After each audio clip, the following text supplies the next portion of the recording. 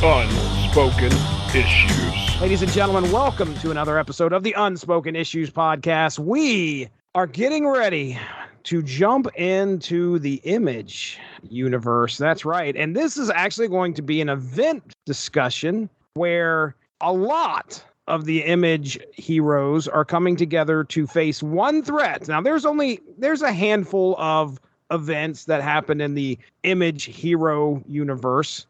This is called Mars Attacks Image. And we were calling it Mars Attacks the Image universe, which actually, that sounds that makes more sense than Mars Attacks Image, but I understand what's happening here. It's the Image universe that Mars Attacks is showing up. Now, I'm not here alone, of course. Dean Compton is with me. Dean Compton, are you ready to talk about Mars Attacks Image? Yeah, I mean, I'm as ready as I can be. I mean, we're trying to get this done. It's a little spooky. The Mars Attacks property goes back to the 60s. The great Wally Wood dealing out that EC style clean gore. I don't know. That sounds like dichotomous, but Wally Wood with that clean look, giving that gore, making, apparently like created an uproar in the 60s.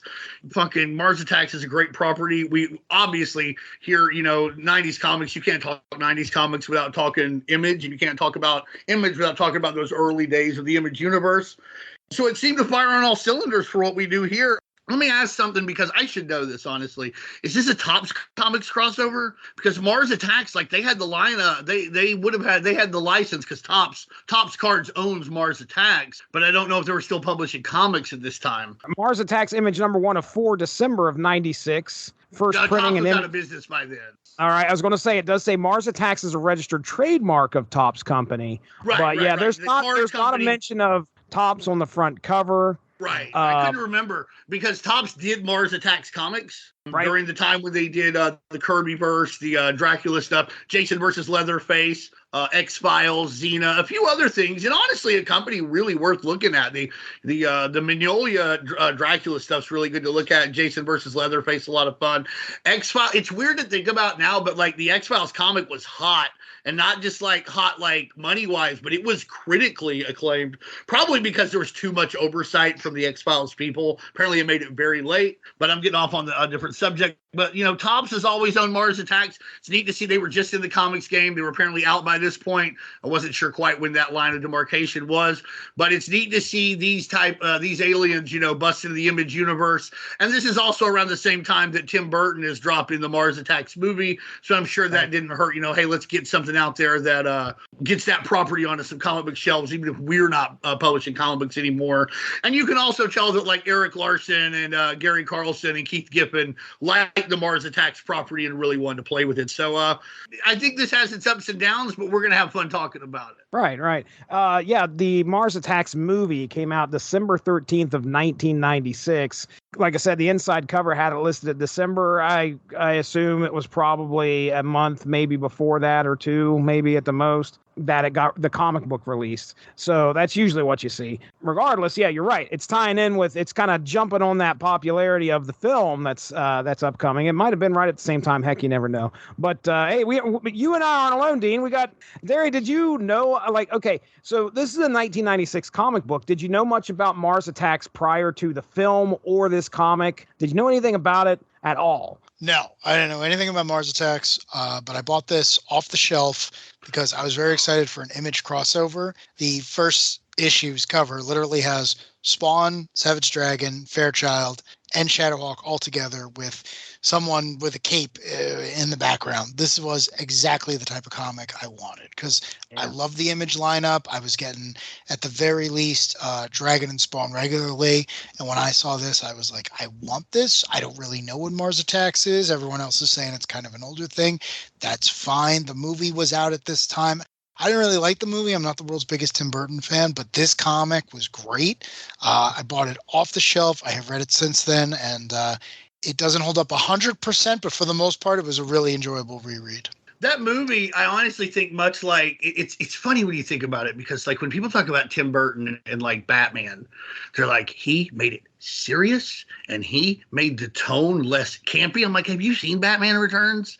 Like, it is full of nothing but like penguin commandos, and like it doesn't make any sense. Like all of this silly, like, look, like I get it, it's dark, but it's still just as campy. I feel the same about like Mars Attacks. Like people are like, oh, he's gonna make this like, this is gonna be something that people are gonna be able to sink their teeth into. It is a silly movie.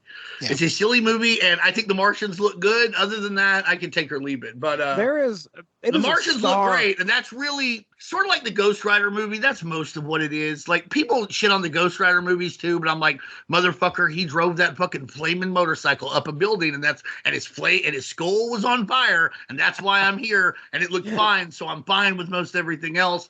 I think Mars Attacks is kind of similar to that. The Martians look great, so anything else is, it's pretty cool. Star-studded cast, though. Okay, Jack Nicholson, Annette Bening, Danny DeVito, Jack Black, Lisa Marie, Glenn Close, Pierce Brosnan, Michael J. Fox, Sarah Jessica Parker, Natalie Portman, Martin Short. And I'm stopping there because I don't want to continue to bore you, but that is a massive cast. Mid-90s stars do bore me. Thank you for recognizing. Right. I was about to fall asleep on Sarah Jessica.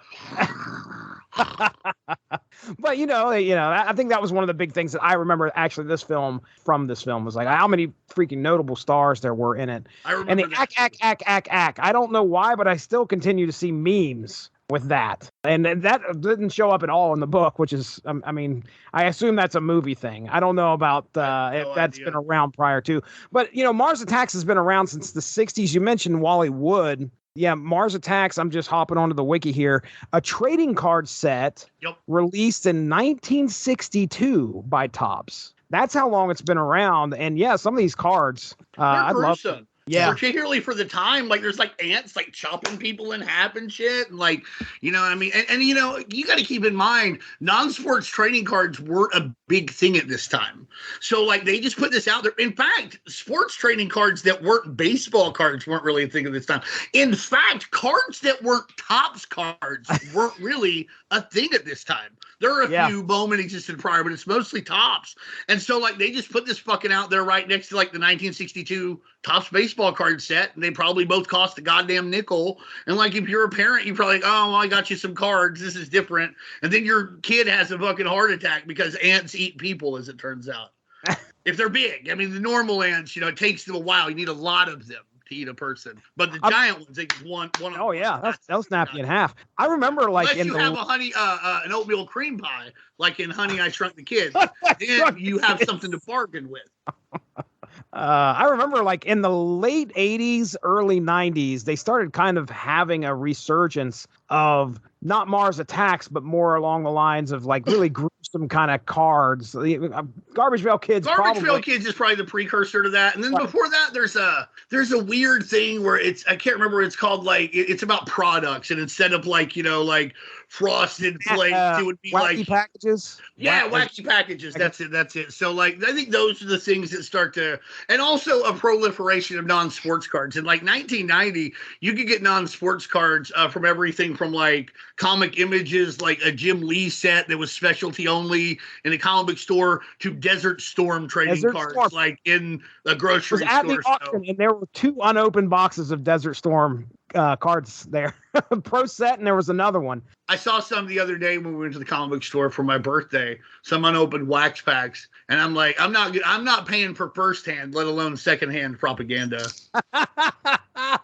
Oh, but when I was a kid, I wanted them bad. Like I was like, oh yeah, God. oh yeah. It's weird to think. It's so weird to think about. Like you're like, oh, like regardless of how you feel about the war, like should we have trading cards for wars? Like actively, you can make an argument like 30 years later, 40 years later, it's like a historical thing. But like, this seems weird. We should have been more on top of it. Operation, I think it was one of the sets was called Operation Yellow Ribbon or something like that. And it's definitely, it was a strange time. Yeah. But let's get back. We'll get back to the comic here. Let's talk about Mars Attacks, Jesse. Yeah, Mars Attacks, the Image universe, Mars Attacks Image. And like I said, I'm gonna put the synopsis in here. We're gonna break this up 2 issues apiece. I mean, it is as it says. The Martians are upset. They're worried we're going to show up on Mars and like conquer Mars or something. So they decide a preemptive strike and send a bunch of Martians to attack the Earth, and they do a darn good job of it. I mean, we are hurting, we'll put it that way, and our only, real line of defense, aside from what's left of the military, is the Image superheroes and some of the supervillains coming together to just try and stave off this Martian attack from the human race, or against the human race. Dean, I mean, I've got my notes here. I want you to go ahead and go first on these first two issues. Just kind of tell me what you thought of the story itself as we get into the first two issues, any standout moments, and we'll kind of go from there. The standout moment, I think, of issue number 1, honestly, is where you see Youngblood get killed. Like, this is how they, canonically get Youngblood out of Image. And, you see, Youngblood's headquarters. Maybe you shouldn't have put all those goddamn Ys on your stuff, because, bullseyes for these Martians. And also, you see the Teenage Mutant Ninja Turtles for just, half a second. Right. We're in a panel. The panel next to it. So that I enjoy that. But it was really neat that this is around the time where Rob Liefeld got fired from Image or quit, depending on who you ask. They were having a meeting to fire him. They were going to fire him. He sent a fax in that said he quit. So as far as he's concerned, he quit. They think they fired him. That's something for them to sort out. I mean, let's be honest, though. They weren't giving him a chance to resign. In a lot of cases, they'll be like, hey, we're going to fire you or you can quit. That was not something that was put on the table, if memory serves. It possibly wasn't. I forgot. But if memory serves, it wasn't. So I do like that this was a neat way to get the Youngblood crew out of the out of the Image universe, not the Marvel universe. So Image has 7 founding partners, but they're all, there are 6 founding studios, and they all technically don't have to refer to one another, though for the first couple of years they do. The only creator who ever refers to this story again numerous times is Eric Larson, who's cited as the editor for some reason on these 4 issues. It's clearly his story. The Savage Dragon's a big deal. There was a sister series to this that we didn't read for this called Mars Attacks: The Savage Dragon. This is clearly Larson's baby. And I've read almost all of Savage Dragon, and yeah, continuity is very important for him. He would go on to shepherd Invincible showing up and other characters showing up. But yeah, I think as far as Eric Larson and the Savage Dragon were concerned, Youngblood and any characters created by Rob Liefeld, they died when Mars attacked. That was something I was going to say too. Obviously, this is an Eric Larson show. The Savage Dragon, Super Patriot, Mighty Man are all front and central to this. But everybody else takes the losses. When you see later on in the end when they tally it up, Youngblood dies, which, you get. Rob Liefeld's not going to play in the Sandbox anymore. But it's also the Pact, who I don't remember seeing. I've tried to read the Pact a few times, and for whatever reason, haven't ever gotten through it. And U.S. Mail, they're Valentino guys. Hey, Larson, maybe if this is your baby, maybe one of your. Well, I guess what happens to Libby is really, really bad. But seems like one of your characters should have died. But anyhow, neither here nor there. I like the premise a lot, right? I think it's really fun. I like the way the Mars Attacks guys look. I like the idea of them, getting the drop on Image, even though they take out Stormwatch super easy. Boom, like that. I'm not a fan of that. I don't know what Stormwatch was at this point, though, because, this may be right around Stormwatch Aliens when it wasn't what it was. I've read the first, 30 issues of Stormwatch, and it's a very much more powerful, UN-backed, full of money and tech Stormwatch than I think it ends up. So it could be, Darry, do you know more about where Stormwatch would have been in a Yeah, no, I'm a huge Stormwatch fan. Yeah, it's funny, too, because the space station they have is called Skywatch. Yeah, Skywatch. But a main through line in their entire story is that the thing never the fucking works. thing just crashes and gets shot down again. It does. It never works because the whole idea is it's 1992. The United Nations got together and was like, we have let's say 3 dozen superheroes from all of our member nations. And we want to be able to send them wherever else. So we need a teleporter. That's what Skywatch is. Skywatch is the satellite that allows them to teleport anywhere all over the world. It's not a Star Destroyer. It's not fighting off. It wasn't invented for that. They know aliens exist, but you got to remember that in the Image universe, the first couple of years, the only real aliens were the Wildcats, and they had been stuck here since ancient Greece. So Skywatch is pointed towards Earth. You know, it's in geosynchronous orbit above the UN. Well, I guess they're supreme too. Yeah, right. No, I don't mean to say that there's no other aliens. There's obviously dozens of other aliens. Right. I'm just saying that, like, you know, the main influence is the Sure. Like Skrull. they're like Combat and Photon are in Youngblood, but they don't start messing with their guys until later. Yeah, Cougar's people don't invade Earth until Alan Moore takes over 10 years later. So well, I don't blame them either. But Skywatch being taken out in like what almost amounts to an off-panel thing is very in keeping with Stormwatch. Right.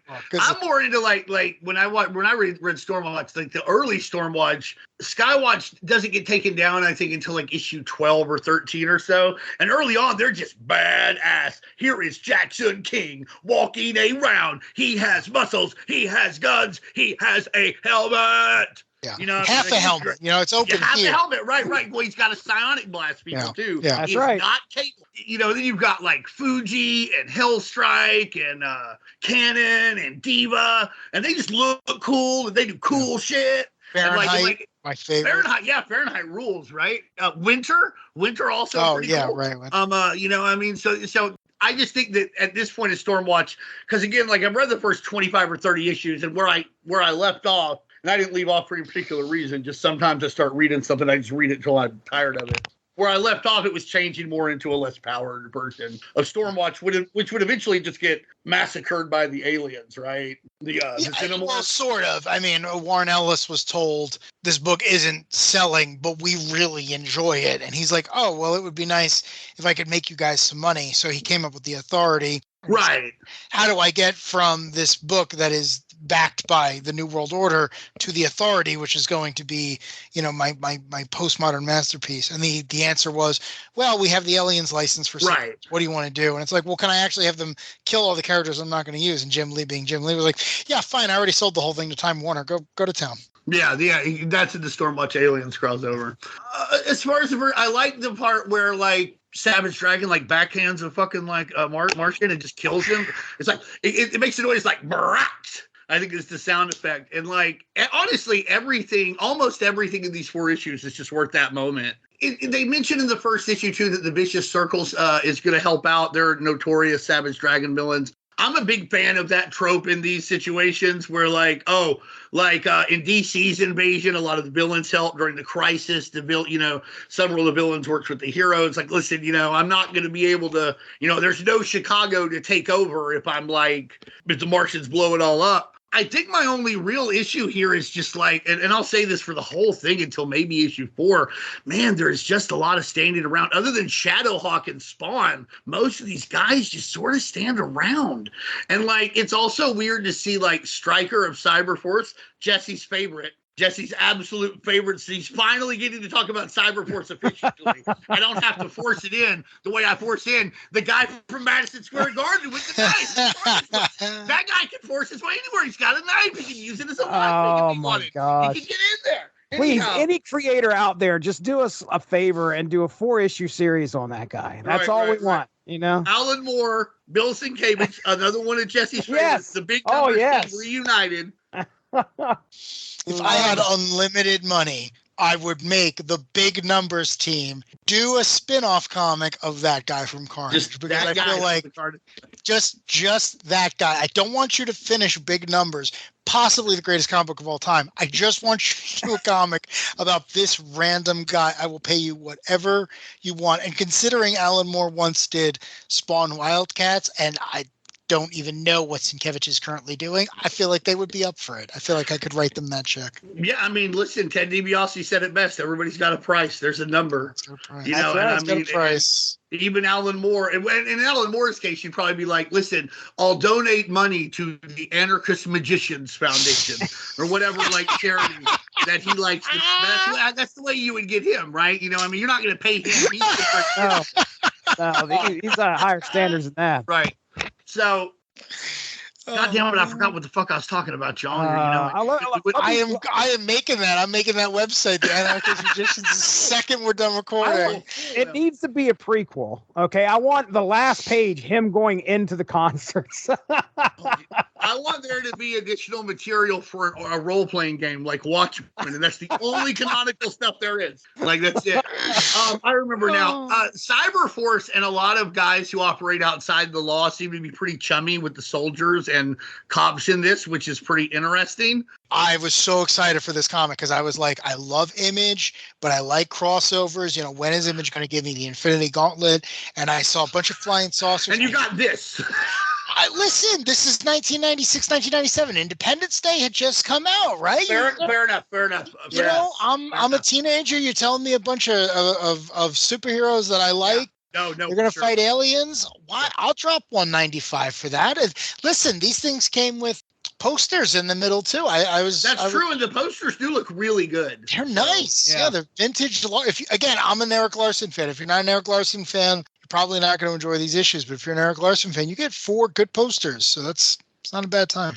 I'm weird. Like, I'm not a huge Eric Larson fan. I don't dislike it. I get why people do like it. It's just never quite clicked for me when I read the actual work. But I love his posters, like the cards he's drawn, the posters and stuff. Like, I love that stuff. But in his like actual comic book work, like, you know, chronological storytelling, for whatever reason, it doesn't come across to me. One guy I'm not lukewarm on, and that's Eric Larson. I enjoy. Right. I enjoy me some Eric Larson. I'll drink the lukewarm tea for Eric Larson. No, for real. I just, it doesn't click for me. It's one of those things like I can tell it's good, but it's not for me. You know, but the posters are great.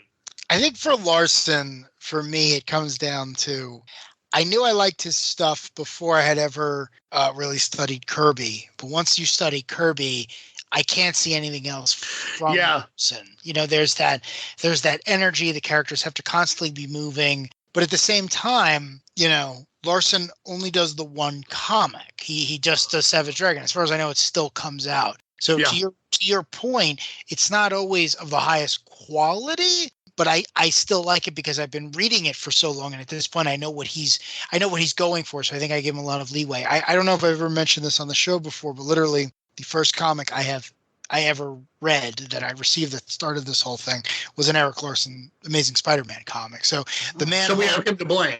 Yeah, exactly. The man holds a special place in my heart, and you know, assuming he hasn't committed some terrible crime, he'll always be on the top shelf for me. But I wish he had drawn more of this series. Like, I don't know if he drew the Savage Dragon, Mars Attacks the Savage Dragon, but man, if he had drawn these 4 issues, I feel like they would have aged better. Honestly, Eric Larson, for me, I will never dislike him as a person, though, because he's very principled and believes everything he says and is willing to defend it, even if you don't agree or whatever. But also that he loves Nova, and I love Nova. I think Nova's like the best. It's cool as fuck. Got a cool fucking helmet. That's probably my favorite Eric Larson stuff is the Nova series he did in the late 90s. When he was working back for Marvel again too. That his Defenders, I actually really like his Defenders. His Defenders run is great. Yeah. Him and Busiek. Busiek, yeah. So those, you know, it's funny. I'm like, I like Eric Larson as long as he's not doing his, you know, prized character, the Savage Dragon. Also, like, with the Savage Dragon, I always call him the Savage Dragon, but is that like my friend Matthew Price, who I always refer to as Matthew Price? First and last name only. Should I just call him Dragon? But I always call him the Savage Dragon. Yeah, I call him Officer Dragon. I mean, that's technically his name in the comics, but yeah, to your point, I mean, and they even said this on the animated series, like, no one ever calls him that. His legal name is just Dragon for some reason. Mars Attacks the Savage Dragon. That is actually a Topps comic. That came out December of 96 as well. Exact same time. And penciled by, and now I've never heard this name, so Darry, you may have Claude St. Aubin. No. All right. No. Me either. Oh, you don't know my boy Claude? Moving on. but Mars Attacks Image definitely has the feel of like a rush job. And I don't mean to say that anyone turned in less than 100% of the effort. That is not what I mean. I just mean that this comic, it skips around a lot. I don't know how familiar Giffen was with literally dozens of relatively new characters. Right. That's what I meant by saying Cyberforce seemed really chummy with you know, for being a paramilitary group that's like painted as terrorists, by Cyberdata. Yeah, Lord Emp is in the White House for some reason. There's a lot going on. He's on the phone with Bill Clinton. Yeah. Yeah, it's a weird book. But again, it's not bad, because one of the things Giffen does, and I was going to mention this later, but I'll insert it here, is, you mentioned DC's Invasion. This thing is almost a photocopy of that, but that's not bad. That's not a slight. I love that story. I think that's one of the best crossovers DC's ever done, but it's got the same general premise, where in that comic, for those of you who haven't read it, the Thanagarians, the Hawkmen, and a bunch of other races who were less popular, they decide to all attack Earth at the same time for the same reason. The superhuman population is getting to critical mass, and they're worried what's going to happen once we get interstellar travel. Same way here, it ends with us having more superhumans than when we started, but Giffen was involved with that. I think Giffen worked with Bill Mantlo on that, and a lot of this. He did, yeah. Exactly. Last word. Yeah, exactly. And Mantlo, is a treasure in superhero comics, but Mars Attacks Image has a lot of the same beats, and it just has that feeling of, hey, listen, this needs to get out. This Tim Burton movie will have either been in theaters or quickly be on home media. All the Image partners are fighting with each other. Please get this thing out as quickly as possible. But again, I really do feel like that doesn't take away from anything, because Dean, you mentioned a lot of characters standing around. This comic is clearly a bunch of cameos. Like, Witchblade is in it for one scene for some reason, and all she does is direct the characters towards somewhere in New York that you think is safe. Times Square. Yeah, right. Times Square, the least defensible place on the entire island, Times Square, which is completely open, which has streets everywhere, which literally, I'm no military strategist. Debris that could fall at any time if you just shot it. Oh man, there's only 93 400-inch TVs up there to fall on. Literally, there is a jolly place. Though, so at least you have some food. Yeah, exactly. You're not going to run out of food. But the only other thing I'll go back to is these first two issues and the standing around thing.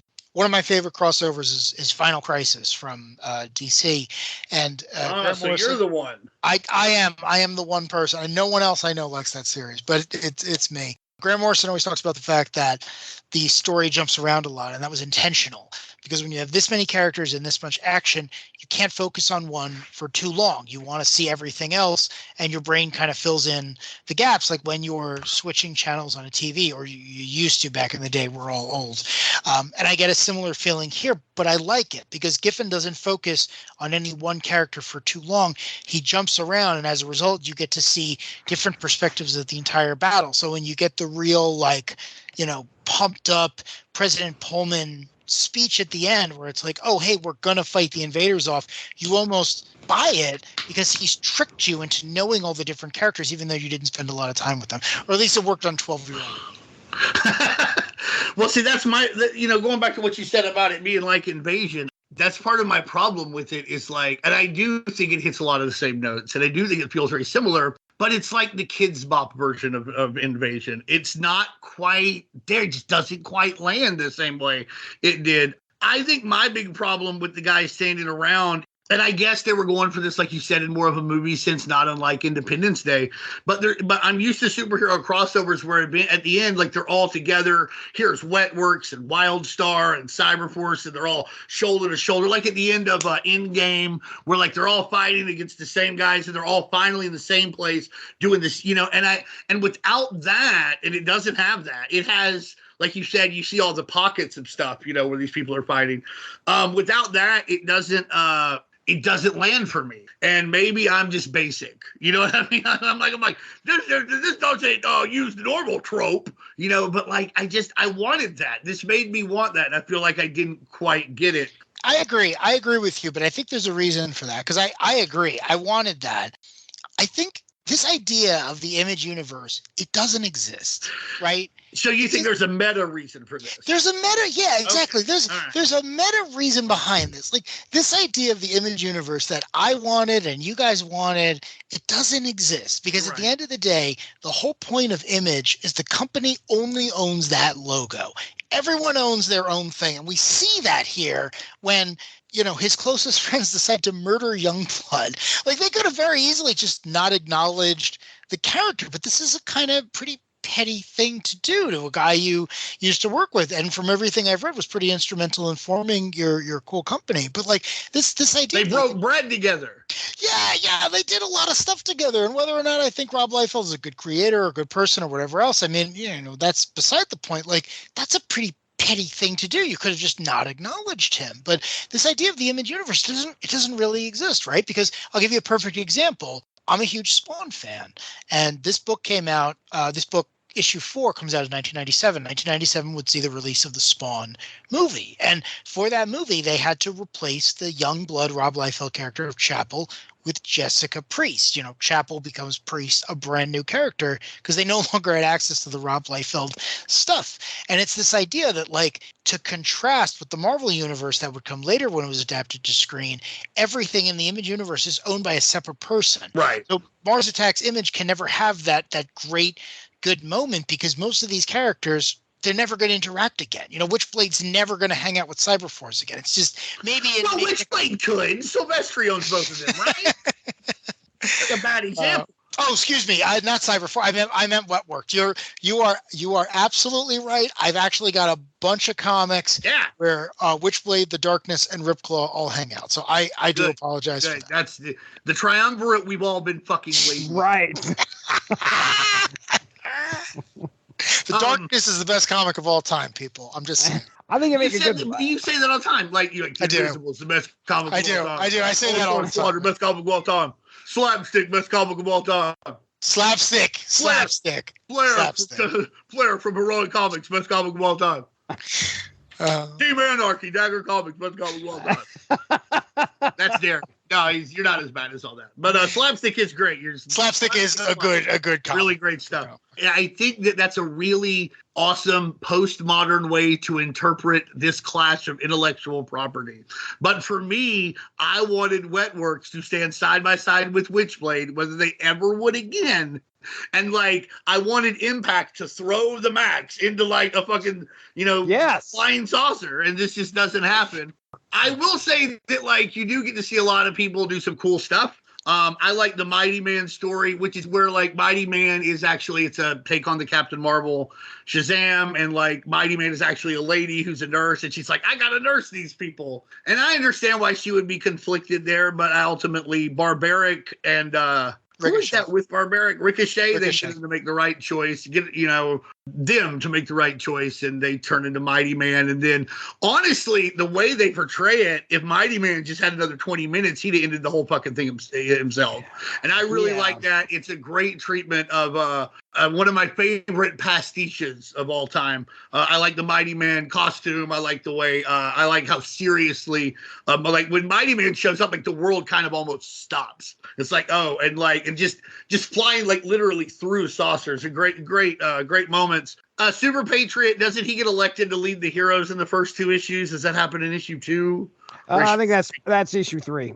I think that happens in the back half, because that's like the big climax thing, right? Where it's you open issue 3 and Super Patriot's like, you want me to what? Right. Okay. What do you mean? I couldn't remember exactly, because again, like I'm not reading them physically. It kind of runs together.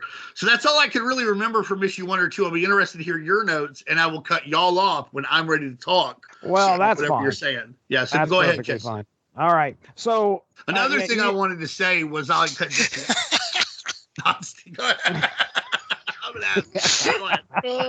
So yeah, I've got a few notes, stuff that kind of ties in with what you're saying. So I won't belabor all that stuff again. But we didn't mention how Grunge is an idiot. I didn't realize that he was that stupid. I forgot about that. Forgot about that one there, buddy.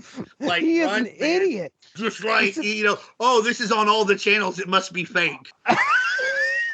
That's like what sorry, Grunge. Like, you don't have to be the genius that Fairchild is, to know that this might be real. Right. Also, right. I think Gen 13 might get treated like the best of anybody who's not an Eric Larson property here. Although Spawn looks pretty good, blowing shit up with a howitzer. I was gonna say he actually did a save at one point too. Right. What's that? he does a save at one point too. I mean, yeah. So Spawn gets definitely some good treatment here. Grunge does not. I mean, unless he's that. I've read some Gen 13 comics, but is that how he is portrayed all the time? Is that much of an idiot? The idea is that the five of them they're teenagers, right? So they're all teenagers, and they each take one stereotype teenage attribute and they bring it to 11. And grunge is, I'm 15, 16 years old. I'm thinking about one thing. It's not what's going on in the rest of the world. Got it. But yeah. I agree. I think Gen 13 was done particularly well, whether it's just because it's easy to write super powered teenagers or what, I don't know. But I thought they did pretty well. Later on, Free Fall ruins a flying saucer by that's just a really typing. funny moment. Yeah, by randomly just and also typing on. Gets the right-wing propaganda going. She's like, you should speak English if you're here. Lady, yeah, what was that? I had a note about that. That was rough. Yeah, I was expecting that. I guess she's like an entitled woman. I never really thought of her character that way, but I don't think that statement was sadly much less controversial at the time. Oh, that's interesting. This is a time when Rush Limbaugh is on TV and syndicated TV in lots of markets, and there's not really been a big cultural pushback on that yet.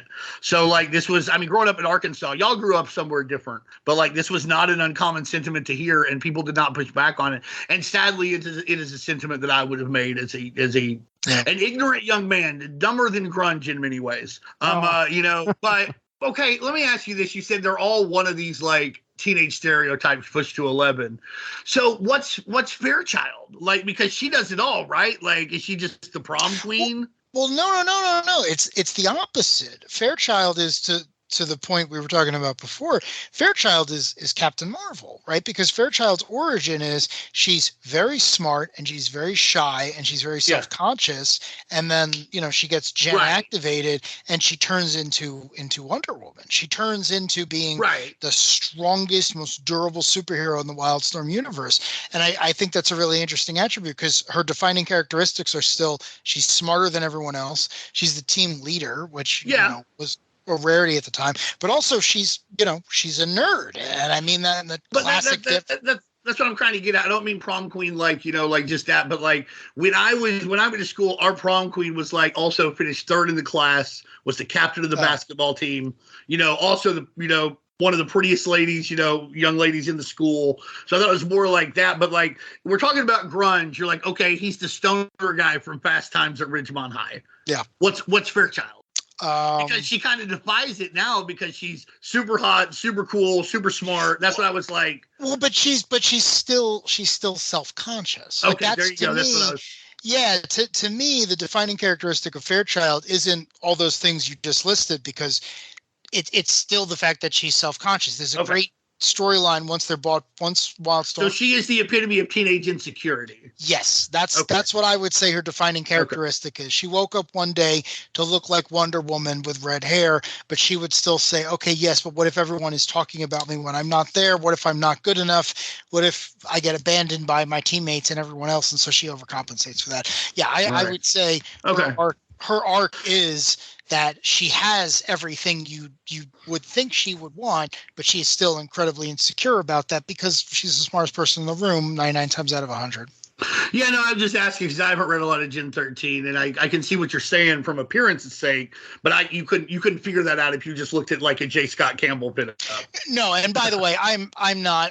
You couldn't figure this out if you actually read these things. I have read almost every Wildstorm comic ever published. Most of them are terrible, and a lot of this comes later. More like shitstorm, am I right? I love Wildstorm. Other than Marvel, it's probably my favorite consistent publishing company. But a lot of this stuff is very bad. The Gen 13 characters lucked out because they became super popular immediately because of how great at the time J. Scott Campbell was and how popular he was, but the characters didn't get a lot of development, but they worked into the continuity and they would show up other places. Fairchild would have this great crossover with Superman. That is good. Yeah, and I always tell people, I'm like, listen, DC does very little with Wildstorm. I know they love The Midnighter and Apollo and those characters are great. Honestly, throw Fairchild on the Justice League. She checks so many boxes. She'd be a great addition to that, and you get a nice bit of 90s nostalgia.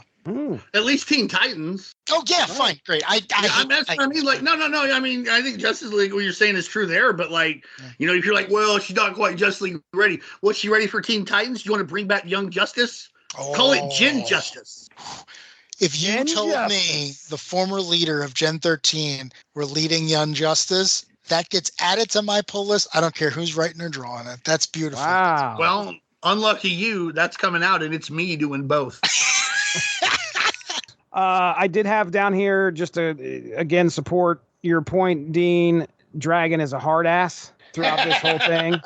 I should say that I think it might be something that you had mentioned there earlier, Dean, about how the Martians can use like some kind of chemical or something to embiggen insects into huge, like they spray it over New York City and all of a sudden like there's these huge insects all over the place. Ants. Roaches, yeah. So that's one of their weapons. Okay. Which goes all the way back to the trading cards. That's part of the story arc of the original trading cards too. And honestly, pretty horrifying. You know, like I said, I don't want to fight a giant ant. I don't want to fight a giant roach. Nope. I'll pass. But what they really should have done was like, maybe they was worried that they couldn't control them. But like, if you really wanted to horrify people and kill as many people as possible, man, you head down south and you enlarge one of those big old fucking hornet's nests and those big red wasps. Man, they're terrible. Like they would sting you. It'll hurt for days. You make them really big, they'll fucking like. I mean, they would overrun the world in like 8 minutes because they're just so nasty. That's scary. Have you ever seen a big red wasp? Not a big red wasp. Look up a red wasp sometime, and like I'm telling you, they're like an inch and a half long, and like a lot of it stinger. So make those things big, and they're really like they will follow somebody for I think like a quarter of a mile away from their nest. Ooh. They used to get into my house, and I used to like practice swinging my baseball bat. And like I knew that if I could hit one of them as they came, I was like, I'm having a good game. And you hear this nice ting. Darry is horrified, by the way. I just looked up red wasp, and yeah, this is some kaiju looking stuff right here. Yeah, that's what I'm saying. They should have enlarged these guys, not those giant Japanese hornets. They don't need any help. They could have just like made a few more of them and just done it. You ain't gotta make them bigger. Yeah, but these make them giant. They would have handled it. I'm going to be quiet in case the Martians are listening. Don't be giving them any ideas. Right. Kill Cat and Kid Avenger. They're bungling ways here in these first two issues. My initial reaction, who? Yeah. I remember the Deadly Duo. I remember this is a Larson thing. I'm pretty certain because I remember seeing them in Savage Dragon at one point. Deadly Duo number 2, by Eric Larson, it looks like, has those two guys on the front and Maul standing behind him. Looked like he's going to probably mess them up pretty bad. But yeah, these guys, okay. Good, he should. Yeah, these guys are idiots. Sorry, these guys are a waste of time. They are idiots, and they take up, there's actually, a big portion of this book, actually a big portion of the side plot, a big side plot of this book, is they're trying to figure out a way to disable the main, base in Detroit, if I remember correctly. So, but Kill Cat and Kid Avenger are idiots, complete idiots. I just think they take up listen, this is Mars Attacks Image. And when people who bought this, a lot of them, obviously, Darry was one of them. They wanted something, that I don't think they quite got. And part of it was because of the focus on these two. And maybe they focused on these two because they could control them more. But I would have replaced every panel that these guys were in with Wetworks shooting guys. Just big fucking chain gun shooting guys. And I feel like that would have been better. I feel like it would have been more what people wanted. You say Image, these are I wouldn't have known to name the Deadly Duo. These would have been I couldn't have named it. They would have made the list. You know what I mean? So I just think the focus so much on these guys is a little misleading for the title. It feels like this should have happened in Mars Attacks the Savage Dragon. I agree that having them take up so much space is a waste and not worth the time, considering that you clearly had access to all these characters. You had the Ninja Turtles show up for a single panel. If you had access to them, I don't know why you wouldn't use more. Use them. But there is one. Well, that may have been all the permission they could get. Gary Carlson. Sure. Who knows? But my point is, you clearly had access to to better characters, to characters who had cartoons and whatever else.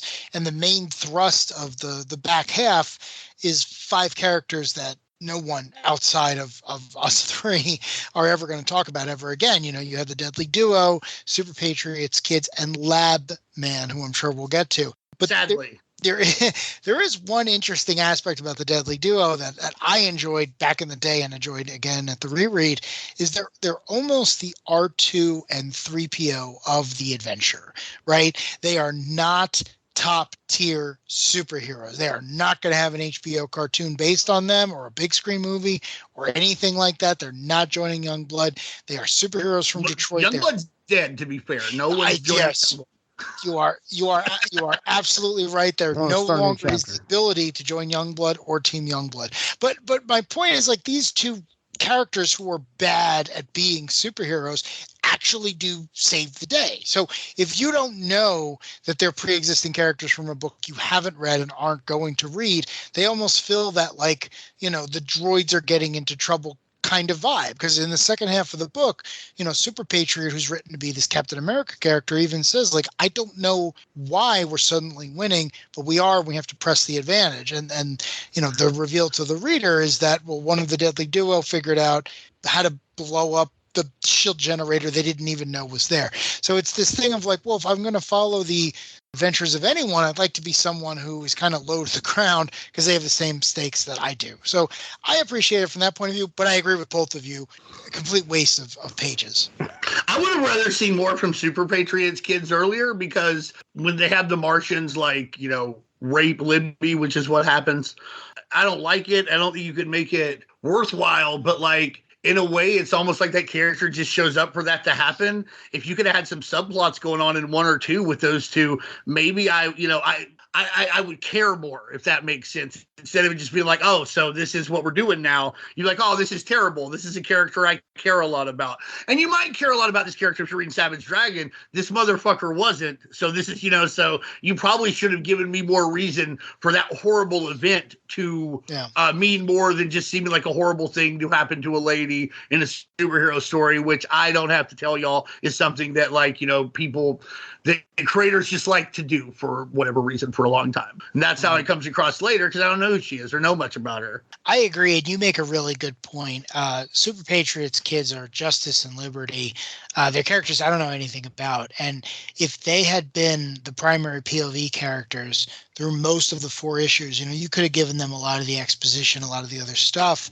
Then what happens in issue 4, while I do not enjoy reading that at all in the slightest, and I think it's unnecessary, it would have held a little bit more weight because, to your point, you don't really meet these characters until the very end, and you don't even know who they are. So it's almost I don't know what their powers are. Right. Now, like later on, Justice, like, ninja chops a guy. Oh yeah, heads are flying off the Martians right, out of but, that like, room. at that point, I don't know what he is, other than he looks like a cross between, like, General Glory and Captain Dave Osborne.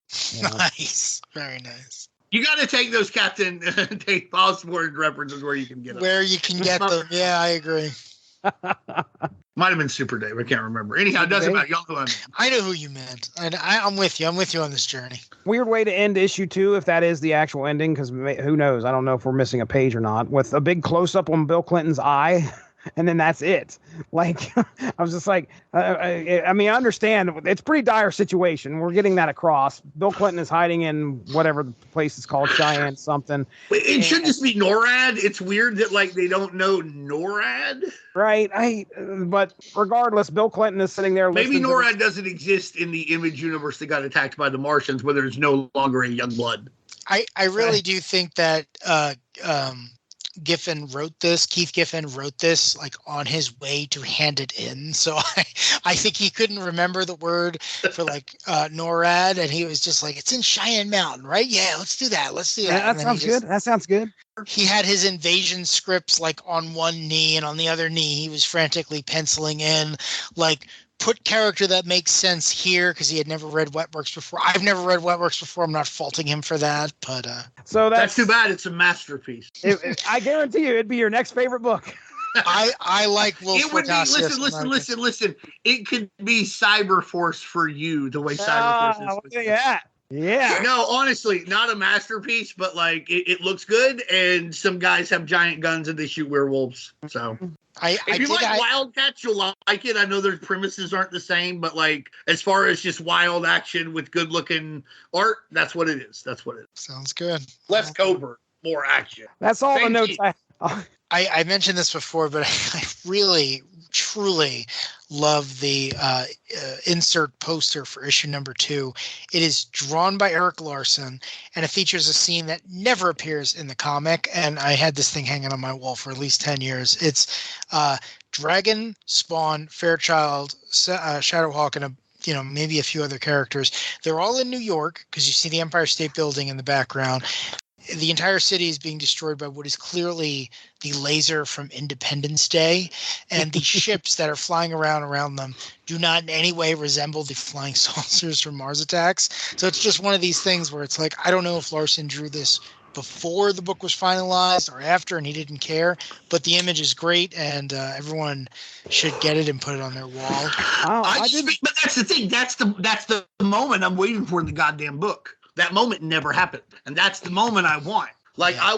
I want fucking Fairchild to lift the Savage Dragon and throw him into like a fucking flying saucer, and it just doesn't happen. There is a severed hand just randomly floating at the bottom of that. In the midst. That's a Youngblood cameo. That's rough. I had a random question. I don't know if you guys are going to know this. I don't know if anyone knows this. But on the very first page of issue 1, when the Martians are doing their exposition, they talk about an unmanned probe that arrived on Mars and made them start to consider this whole nonsense. I don't remember that being a plot point. I don't remember if that was something that they made up. Do either of you have any idea if that's ever referenced again? I didn't think it was. I don't think so. When I was reading it, I thought it was something that actually happened in real life. I thought it was a real thing. I didn't look it up, but yeah. Around that time, we landed some guy on Mars to take some $70,000 pictures. Oh, never mind. That makes way more sense. Yeah. Okay. But I didn't double check that. It could very well be a lie. No. Of course. I mean, like, now that I've said it out loud, it's like, yeah, that makes sense that would have been news at the time. One of the things I just wanted to mention real quick is, we mentioned Mars Attacks and Wally Wood, and I forget the name of the person who actually drew most of the original 55 Mars Attacks trading cards, but I just love the design work. The Martians themselves, the armada, the flying saucers, it's all very simple, it's all very iconic, and it's all very different from all the Image characters who were featured here. Like, it's a really good, it's like when all the Marvel characters fight the Skrulls. Like, who's the bad guy? Well, it's the person with green skin with pointy ears, and it's the same thing here. Like, you get a really good villain that can be adapted to a lot of different things. I thought that was really well done. It's one of the reasons I liked this so much when it originally came out. I just thought, like, oh, okay, great. A flying saucer is going to blow up a building with innocent people in it. So when Spawn or Stryker shoot it down, I thought it really accomplished its goal. The other thing I'll just mention very quickly is I have no idea why giant insects attack New York, but I love that. I love that Spawn, who's just this creepy, eerie type of guy, really the same influences as Mars Attacks itself, the old EC comics. It's just, you know what? You're not dealing with science fiction. You can't deal with science fiction. You get to deal with magic crap. And the Witchblade shows up later. She's a magic character. So I just, that tickled me. I enjoyed that. I mean, I think the reason that there's giant ants and roaches in New York City is because, again, this is something the Martians do. And I think there are just, believe it or not, lots of vermin in New York City. I know that's a shocker, but and I honestly think that, if you think about this from a psychological warfare perspective, if you live in a larger city, particularly in New York City, this stuff is always around you, no matter, even if you live in the nicest penthouse. So this is almost like the personification of a very horrific fear that is real around you, that this vermin could overtake you at any time if you're not careful. Well, now it doesn't matter how careful you are because they're 3 stories tall. And Norman Saunders is the guy with Wally Wood. It's Wally Wood and Norman Saunders who did the 62 card set. Oh, okay. All right. So, and great work too. So let me get back to my notes here. I think that was all that I had. It's just a weird way to end the issue too. We got close up on Bill Clinton's eye. But that makes a lot of sense too, because that's kind of the whole, like, again, Bill Sienkiewicz did some of this art. I mean, I don't know exactly which I wanted to ask you, can we stop real quick and ask you what your thoughts are here on the art? This art's rough. I got to be honest with you. This right. art's rough. I had remembered this as being totally drawn by Eric Larson, and that is not in any way the case. This art is rough.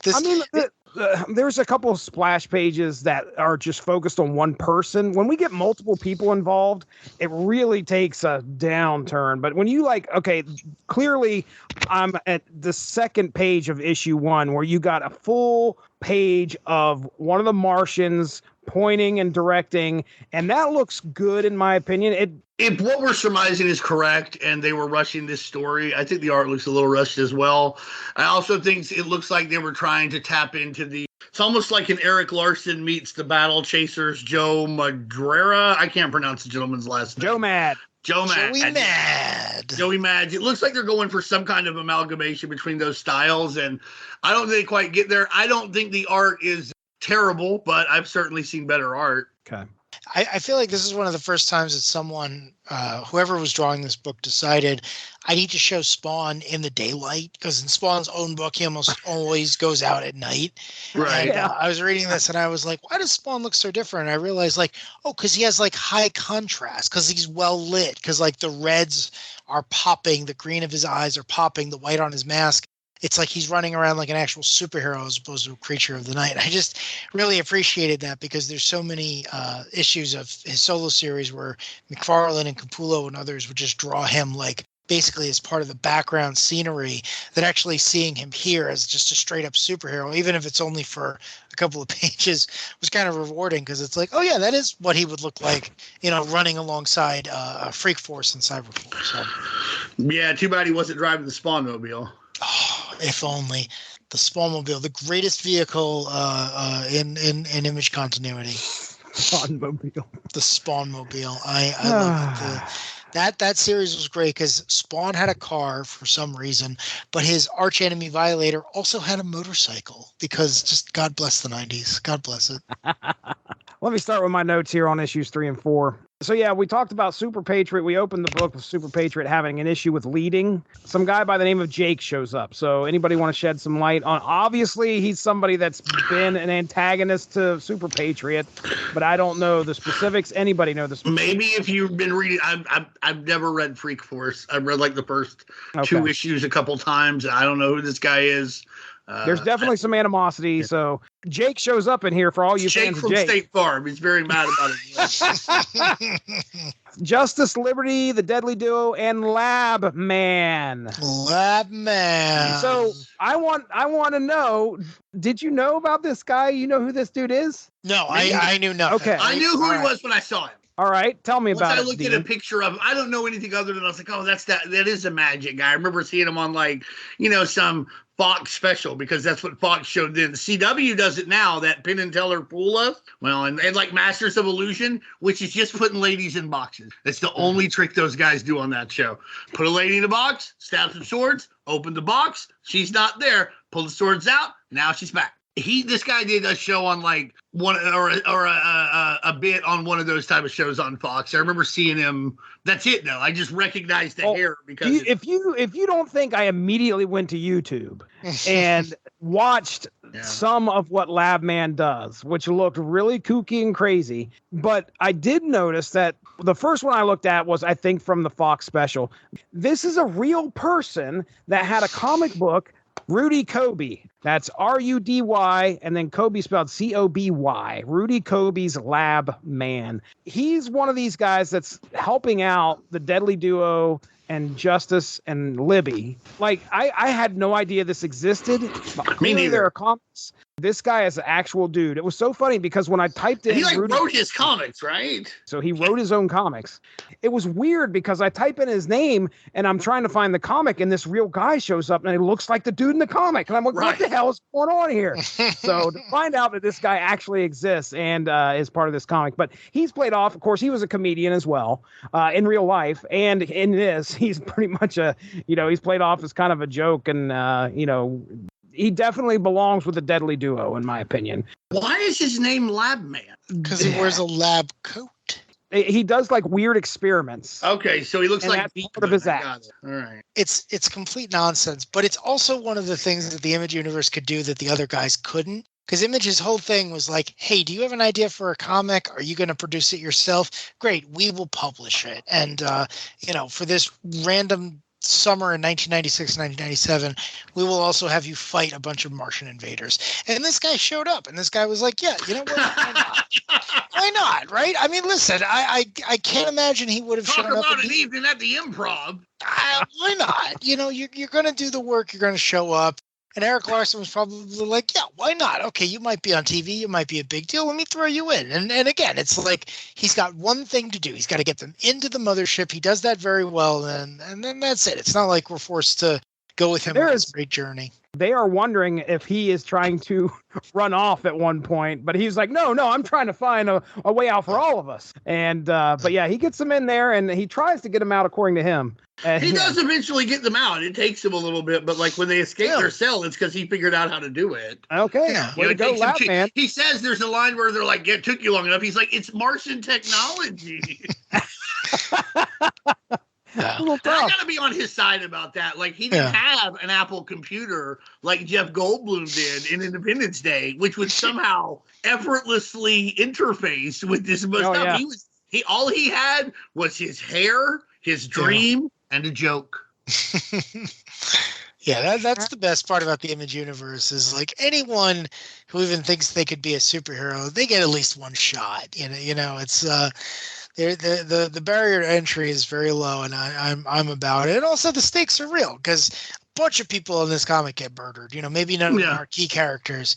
This is not the entire. No marquee characters, just Youngblood. Right. I mean, yeah. I guess in the context of the story, they are killed, but it's not like you have Shaft valiantly bringing down a Martian saucer with his stringless bow. Just a discarded Youngblood air conditioner apparently laying in the background. It's so total too. Like they don't only show Youngblood being killed off panel in the first issue. They make a point of having a character look directly at the reader of the fourth issue and say, Youngblood is dead. Rob Liefeld is no longer welcome. And I almost expected someone to list all the characters that were in that building, just so Supreme, Battlestone, they were all in that building. They were all killed by Martian invaders. They will never appear in an Image comic again. Go find Awesome. Leave me alone. Well, listen. We only know Youngblood's dead. Brigade, Blood's apparently made it out. Yeah. Supreme could be around. There's actually a little bit of continuity that helps correct that. When Alan Moore takes over writing Supreme, he introduces the Supremacy. Right. And he says that it's basically the earliest version or an earlier version of the Spider-Verse, where it's like, okay, every version of the character exists, and sometimes they hang out with each other. I'm 100% sure that somewhere in the background of that, there is the hard-ass, incredibly powerful, takes no crap early 90s version of Supreme, who was like, yeah, I blew up a bunch of flying saucers and then I decided forget those guys and I just came here. So without actually, I'm sure in Supremacy, they wind up Eric Larson does Supreme again. Yeah, right. And he actually, the early 90s Supreme is in there and they let him out and he depowers the rest of the Supremacy and it's fine. Yeah. Obviously, I prefer Alan Moore's version, but that's like being you know what? I would rather have, a New York strip at Morton's instead of the Waffle House. I mean? It's what do you, I love the Waffle House. It's fine. No, that's a really good example. Yeah. It's listen, sometimes I just want to read an issue of Savage Dragon. Other times I need a little bit of V for Vendetta. It's what do you feel like? What do you feel like sinking your teeth into? Dean, what do you think about issue 4's cover? This is the one where Justice is holding Libby. Justice and Liberty. It appears to be the an homage to the Supergirl Superman, right? Like the Crisis, like this is Crisis on Earth image, as it were. I like Maul, and he's on it. That's really funny to say, but like, I like him. Where's He's my standing back there. Cyberforce guy? There's some more guys standing around. So do what? Impact's back there.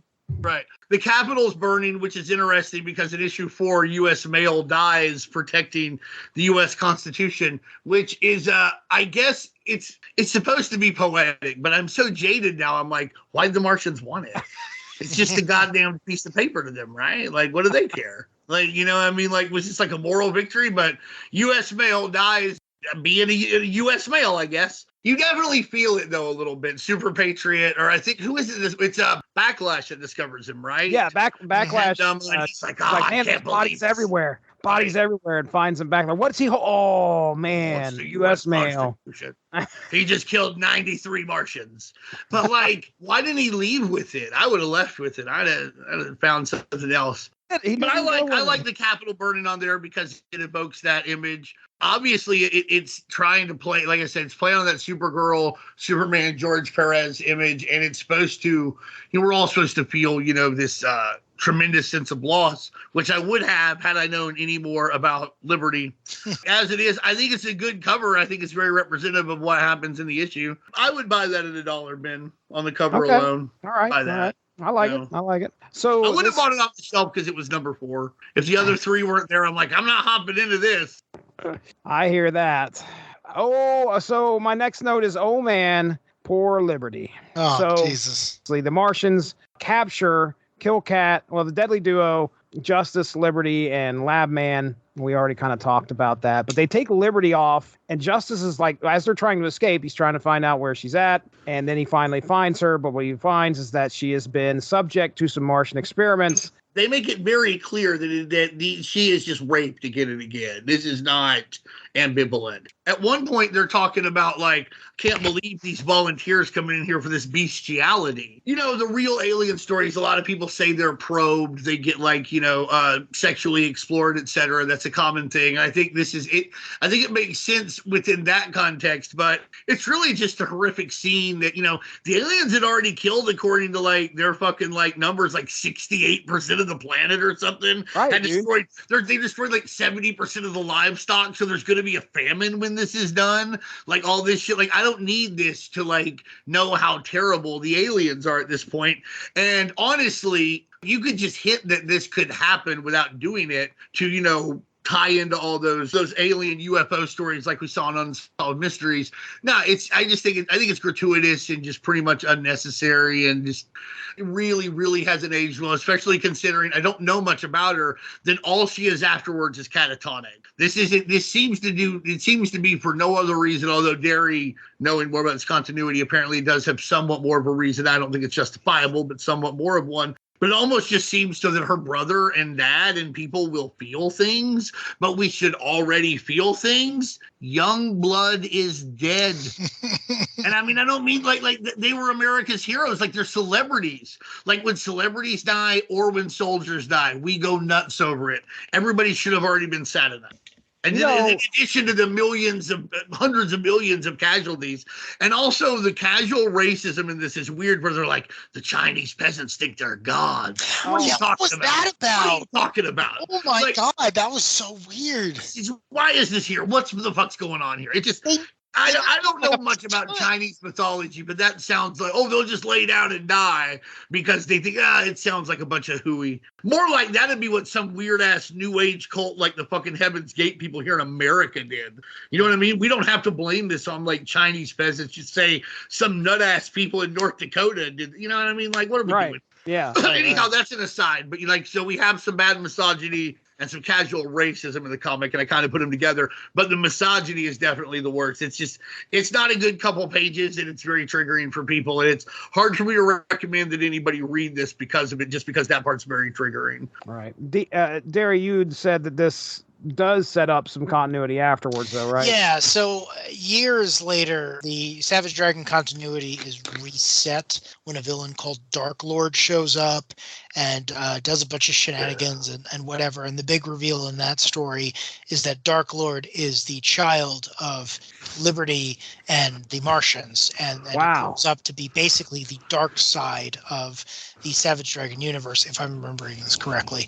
But I don't know if this was planned. I don't know if Larson said, well, I have a big milestone issue coming up and I need the villain to have a big deal. I don't know any of the details, but I know that reading this, I was like, oh, wait, this is followed up somewhere in the future. This hybrid has become a big deal. How many years are we talking after this? Oh, goodness. This was 97? I would say within a decade, maybe. Yeah, because I don't remember if it was, say, talking about slow burn. Well, that's the thing with the Savage Dragon books. You know, Larson's the only person involved, so he can really take his time to focus on stuff. You know, currently in the book, it's not Officer Dragon, it's his son Malcolm, who's aged in real time and become a superhero in his own right. It's also like a weird sex comic like Earth now 2 or something. Yeah, there's a lot of continuity for a book that is only written and drawn by one guy. But anyway, I just wanted to throw that in there because I did remember from reading the Monthly Dragon book that Liberty's kid does eventually return and destroy the universe. I mean, that's the thing, and that doesn't make it better per se. But no, not at all. I'm not saying you're justifying it or anything, but at least there is some kind of like point to it in a long run, because like as it is when you're reading it, there's no point. It's gratuitous. That's the other thing I want to get clear. If you're not reading this, like there's a point where you see her shackled, her legs are all fucking spread. You keep seeing like her face get, like her eyes get bigger and bigger as she's more and more horrified, as I assume like she's being penetrated or whatever, and it's just terrible. Like there's just the other thing. I don't think it should have happened at all. But if you were going to do it, you certainly didn't have to fucking do it like this. No. You could have made it a machine. I don't know. I still wouldn't have liked it. Like you said, artificial insemination or some kind of thing. I still wouldn't have liked it, but at least it would have been somewhat more palatable. I don't see how anybody who's been like sexually abused or harassed or assaulted or raped, you know, how you would read this and not be triggered a little bit. Right. If I was involved in this right here, I feel like at some point I would probably be upset by the way it was handled and want to find a way to make sure that it meant something. You know, at the end of the story, she's basically lost all of her agency and is catatonic. Right. It's horrible. It's a horrible way to leave. I don't know person. what happens next to her, but like it's not a good place to leave this. You know, right? It needs to matter, I guess, is what I'm trying to say. And I think that you know, I could see Larson looking at it and saying, okay, this needed to matter at some point. So, well, that's the problem there is I think a lot of people, in particular men, think that rape is just another thing that you do. Mark Miller said as much, that it's just another evil thing, and this is a way to have a payoff. This is a way to have a big, an apex of a story. You know, it can be a big moment for character development for everyone, but it's not. It's not the same as other evil things. This is like the exception to like the rule. Like you can come up with a way you're like, well, you shouldn't murder people, but I get why that guy murdered that guy, you know, or like, well, you shouldn't hit somebody, but that's why they, you know, hit him. You know, you can justify almost every crime possible, every transgression.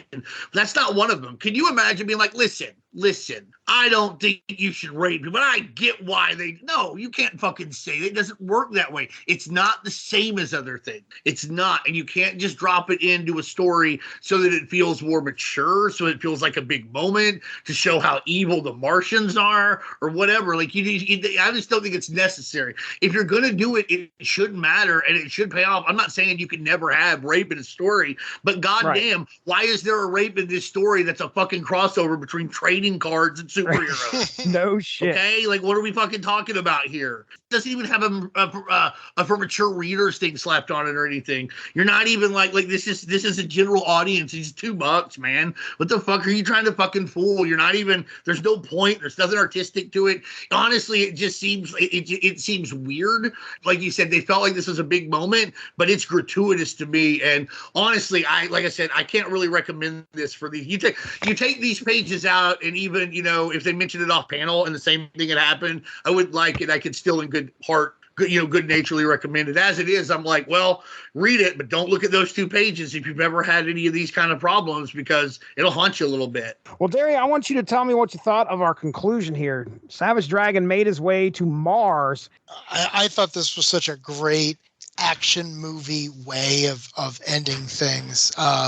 This whole thing has a real summer blockbuster feel to it, and ironically enough, almost none of it reminds me of the actual Tim Burton film. Not even a little. No.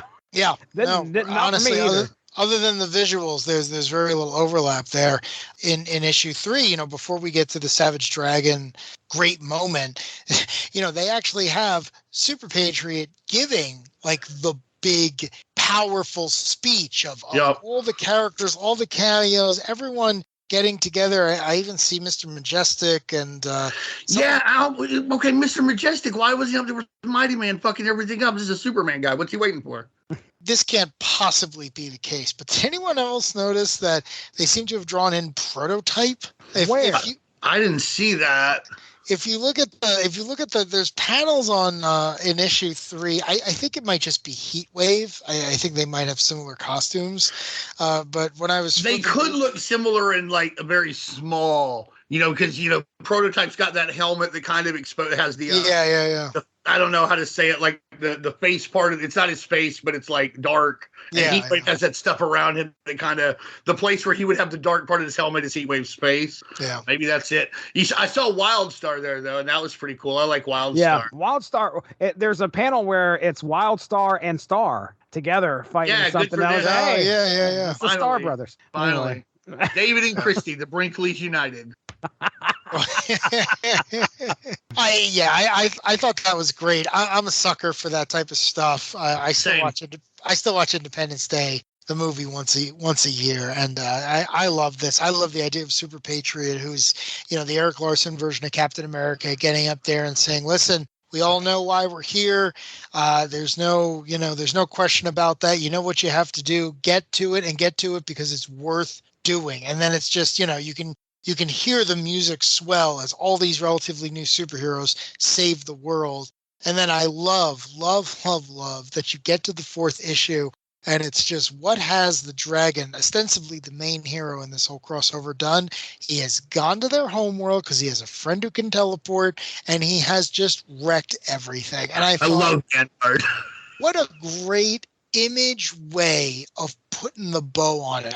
If DC's invasion had ended with them sending the Suicide Squad to Thanagar and just being like, mess everything up, make sure they can never ever do this again, but of course they didn't do this. And Image is like, oh no, we're going to make sure they can't even think about coming back here again, so we're going to send our indestructible amnesiac superhero back there to just wreck everything behind enemy lines. And it's great too because it's a full page. He's wearing some like MacGuffin suit so they don't have to explain why he can breathe on Mars and everything else. And he's cracking a joke. Like you can almost hear like John McClane or someone saying it. It's just one of those things where it's like, I wish that stuff with Liberty weren't in here, but everything else, I'm totally about it. And I like that moment too. And like I said, I love Vanguard. Yeah. He's like, oh, I can't help you directly. And if you read his book, he talks about like why he's not supposed to, but he can like teleport people around and like indirectly do stuff. And he's like, oh yeah, I'll fly you to Mars. Sure, what the fuck ever. But like I always wonder, I'm like, if Savage Dragon could just go destroy all of Mars, why didn't he just destroy all of this on Earth faster? Right. I thought the same thing. I was like, he's obviously powerful enough to go to the home world. Right. And just destroy everything they have. Where they still a little OP, bro. Just a little OP there. I mean, a little overpowered. I'm not mad about it. I think it's great too, because like you're like Darry saying, it gives it that cool ending, and who gives a shit if it makes sense or not? Because like you just want to end it with that cool like middle finger into a thumbs up, like action movie style from the time.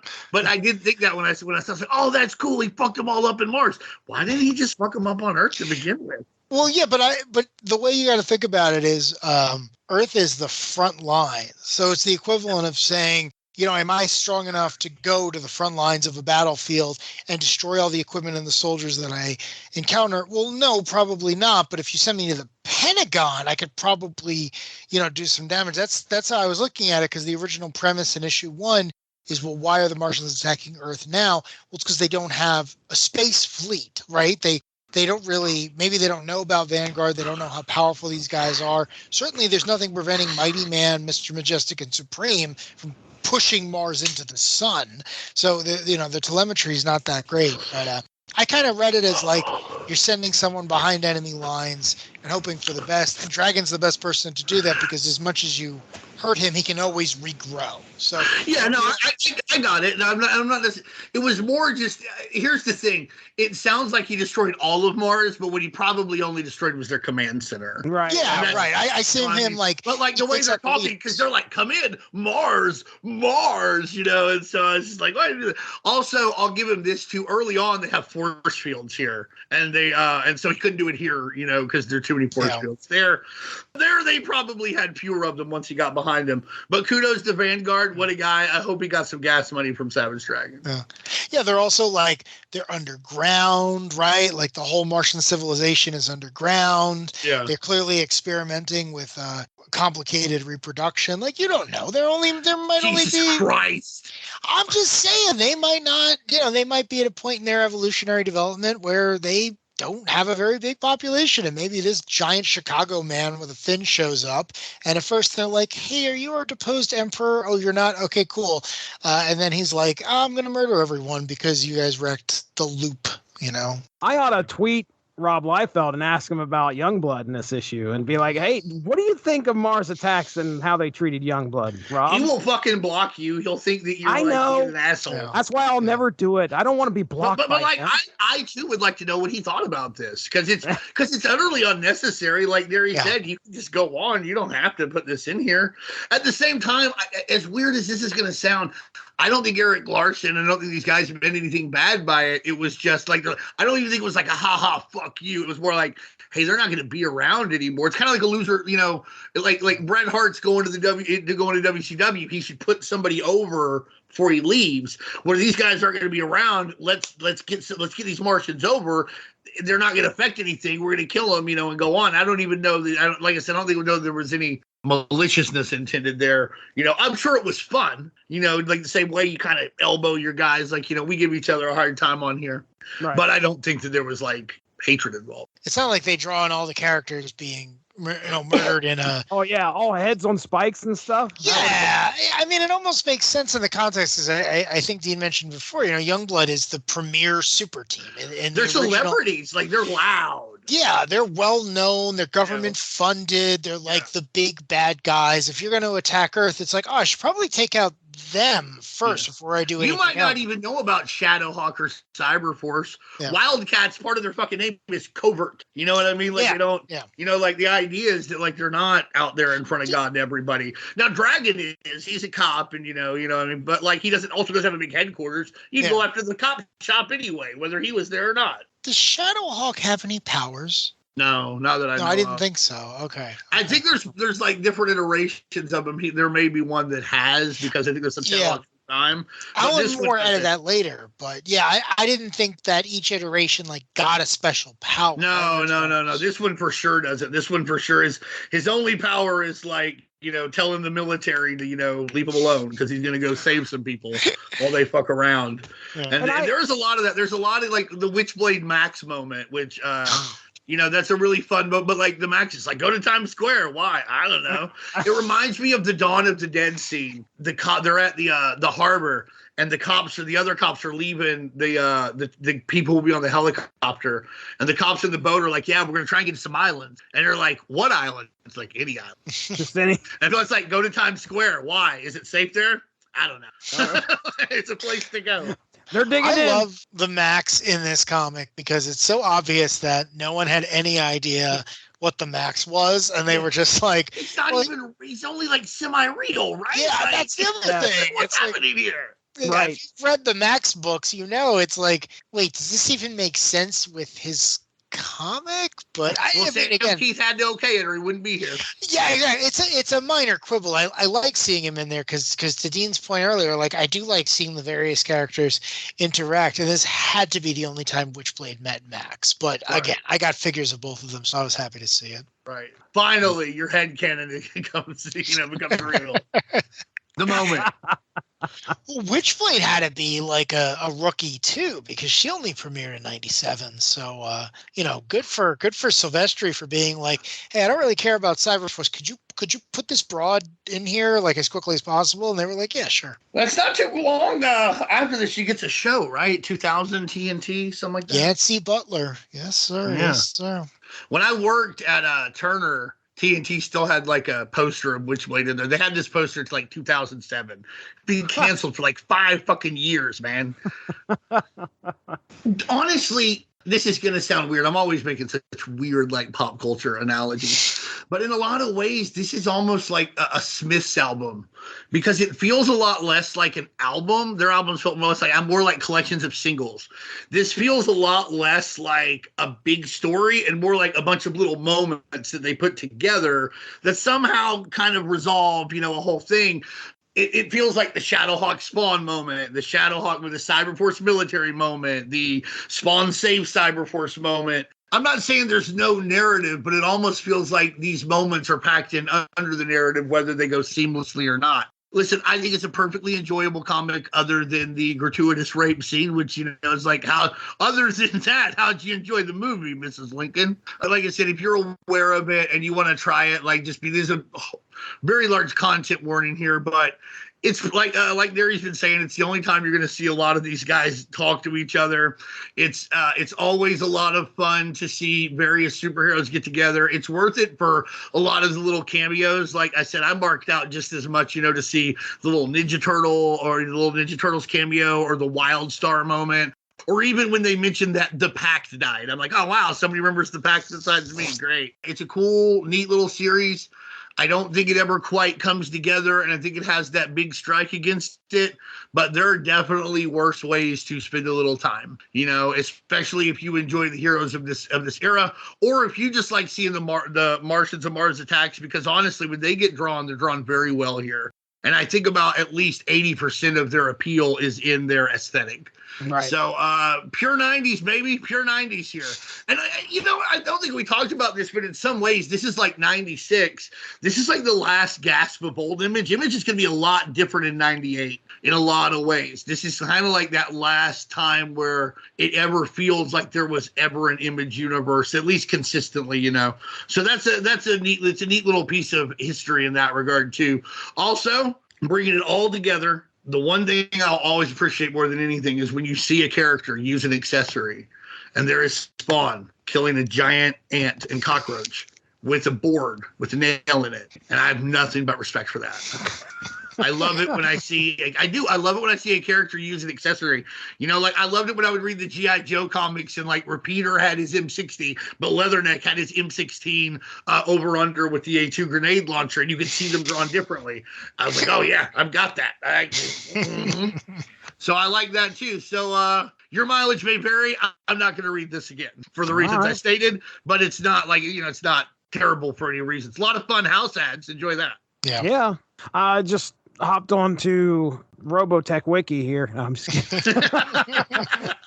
I hopped onto DC itself. This is actually on DCFandom.com. I assume because of the Wildstorm tie-in. There was a previous event to this called Shattered Image. And that occurred between August of 96 and December of 96. Yeah, I'd like to cover that sometime too. Right. I picked up all 4 issues of that. So you were mentioning about how this was kind of going to be, the Image universe was going to be changing. And that was actually, for me, one of the last events that I remember happening for Image Comics was Shattered Image. I'm sure there might be something after that, but I mean, the business model of Image itself is going to have to change in approximately a year because 35% of the comics they used to sell, they're not going to sell anymore. Right. Because Wildstorm's going to be a part of DC. And if that doesn't make you change your fucking business and change what you do, then you're just not going to have a business to change. Well, so back to the story for myself. I mean, I read it. I think a lot of the issues that I had with it was more along the lines of I don't know if I felt that the characters were being treated or represented well well enough. And the thing is that I used to read a lot of Image and Darry, while you were away, I think I was telling Dean, the comics that I was reading at the time, I was reading Savage Dragon pretty religiously, Stormwatch, Wildcats, and Supreme. So those were about the 4 main titles that I was getting. You know, when Deadly Duo showed up, I recognized who they were, but I don't remember them being idiots like this. I think they were played as comedic in the books that they were. Labman had no idea who that was. Didn't know any of the Super Patriots kids. I didn't know any of that. Those characters showing up here brand new, fine, that's fine. I don't know who they are, but you know, the rest of the ones that I'm very familiar with. And Shadowhawk going around and trying to pal around I always felt like Shadowhawk was a loner to me. I gotta say, I don't know which Shadowhawk this is, because the first Shadowhawk is probably dead. I think he's dead by this point, and I don't know much of the characterizations of the Shadowhawks that follow.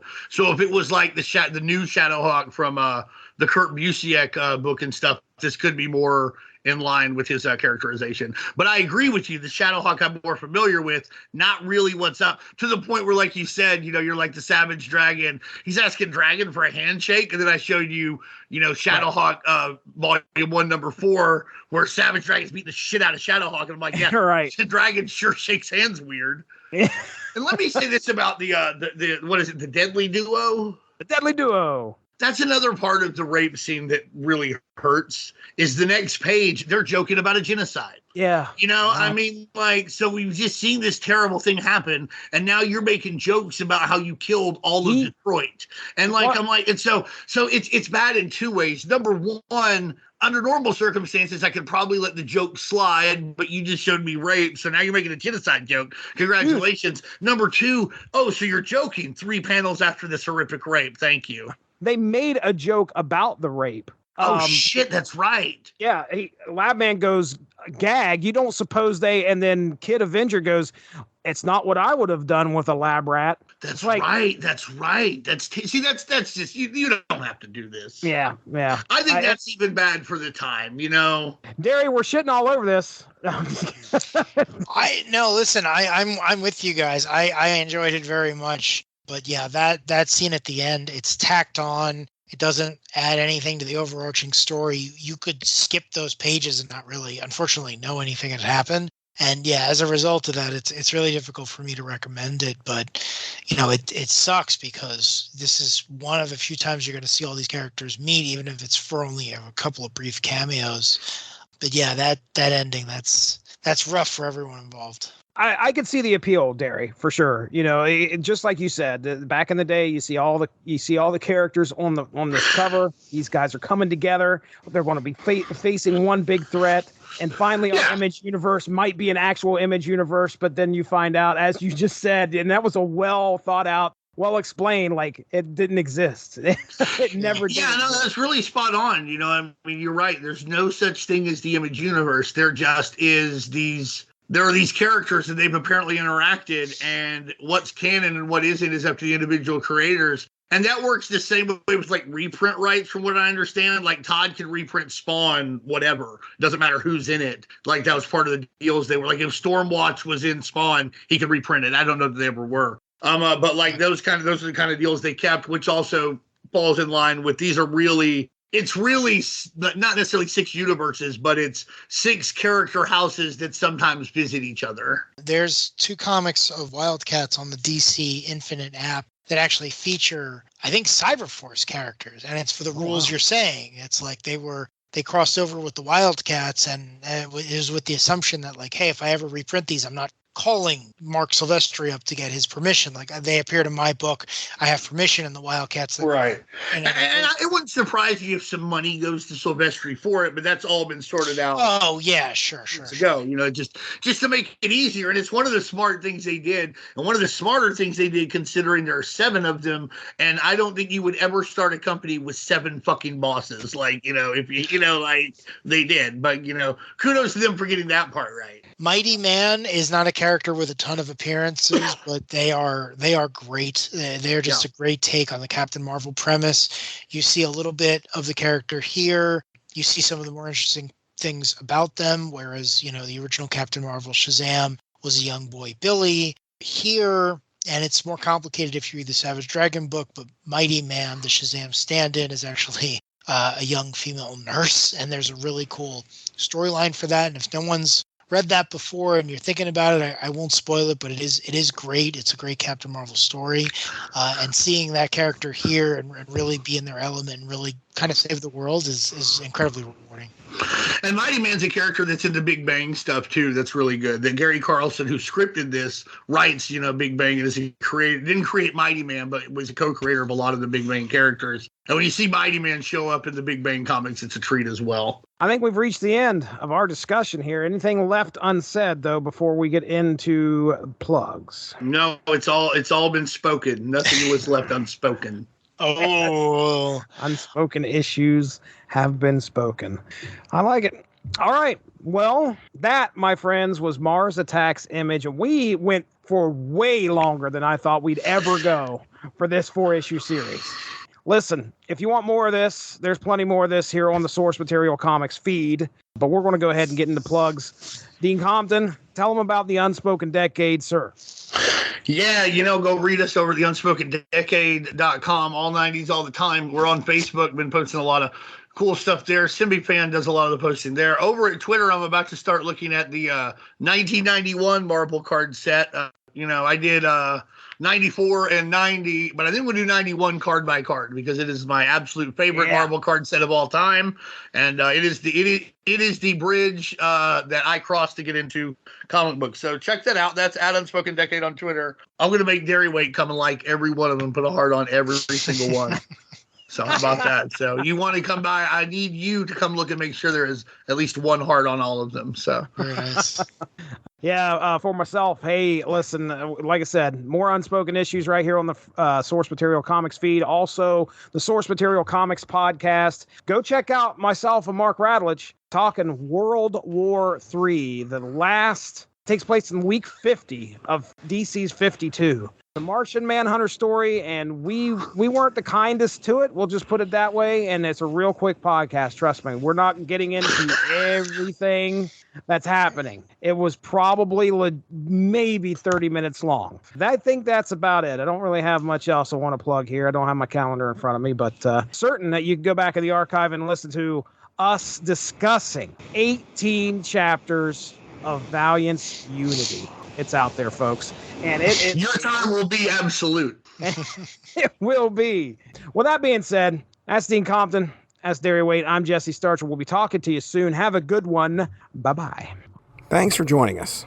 Unspoken Issues is part of the UnspokenDecade.com, the home for 90s comics, blogs, and podcasts. Unspoken Issues also has a Facebook group you can join if you are interested. Just search the Unspoken Issues podcast and request to join. All of this would not be possible without W2Mnet.com and the Radulich and Broadcasting Network, so make sure to seek them out for more podcasts. If you enjoyed what you heard today, please feel free to share, and we look forward to entertaining you again soon.